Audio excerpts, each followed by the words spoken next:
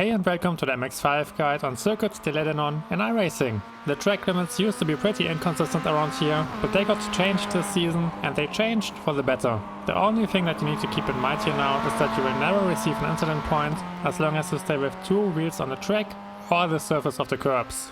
If you want to, then you can practice against my ghost car. You can find the lap files on the community Discord, which is linked in the description down below. And you can also check my telemetry on Garage 61, which is linked in the description as well.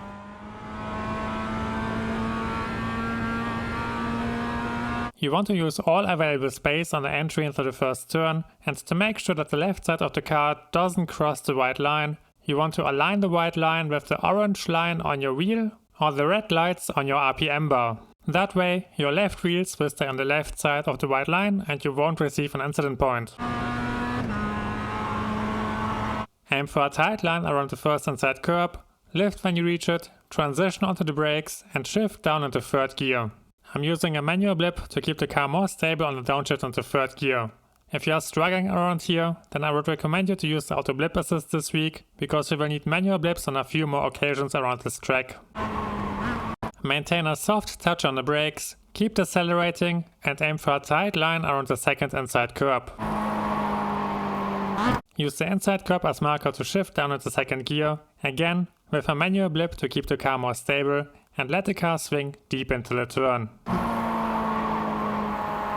Once you touch the outside curb, you want to prepare your exit and point the car towards the next inside curb. As you can see it on the bottom left, I'm adding minimal pressure on the throttle here. This slightly increases my grip on the rear and allows me to be more aggressive on the wheel. Keep this in mind, and whenever you feel like the car gets loose around here, then you can give the throttle a soft touch to keep it on track. Attack the curb, and when you reach it, then you want to get back on the throttle and accelerate onto the short straight. With the reworked track limits, you can also cut over this apex now. Stay with two wheels on the curb and you won't receive an incident point. Position the car on the left edge of the track, keep your eyes on the white line, and when you reach this kink, then you want to hit the brakes and shift down into first gear. Aim for a clean line and drive around the curb. I know it feels great to attack it, I tried it myself, but it costs about a tenth on the exit, so it's better if you stay clear of it. Use all available space on the exit, and again, as long as you stay with two wheels on a curb, you won't receive an incident point.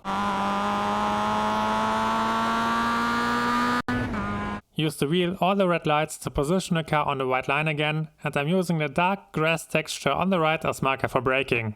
Go hard on the brakes, keep the car on the right edge of the track, and shift all the way down into first gear. We want to maximize our exit for the long straight, and we achieve that by hitting a late apex. That's why you want to stay on the edge of the track and turn in very late, shortly before the white line starts to bend right in front of you. And again, aim for a clean run and avoid the inside curb.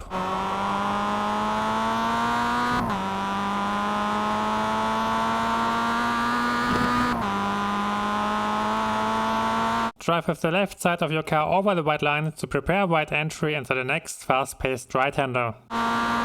Lift, turn in and aim for the inside curb.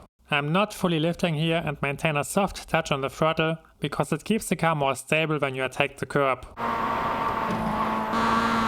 Drive onto the curb, you won't receive an incident point as long as you keep two wheels on the colored part of it, and hit the brakes when you reach the extended part of the runoff area.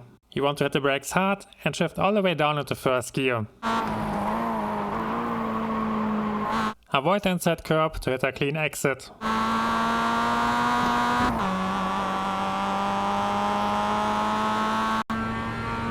Drive over the white line again to prepare a wide entry, and when you see that this barrier appears in the distance, then you want to turn in and point the car towards this tree. That way you make sure that you will hit the next apex, even if it's invisible right now. Let the car swing wide and transition onto the brakes pretty much right away.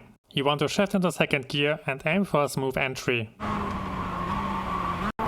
I'm using a manual blip again to force the car into first gear and make use of the engine brake. If you struggle with this, then I would recommend you to rely on your normal brakes and shift down a bit later when the car is slower, because then you won't have any issues with your rear. It's pretty easy to lose control on the throttle around here, and you can almost fully prevent it by staying with 2 wheels on the track and off the curb.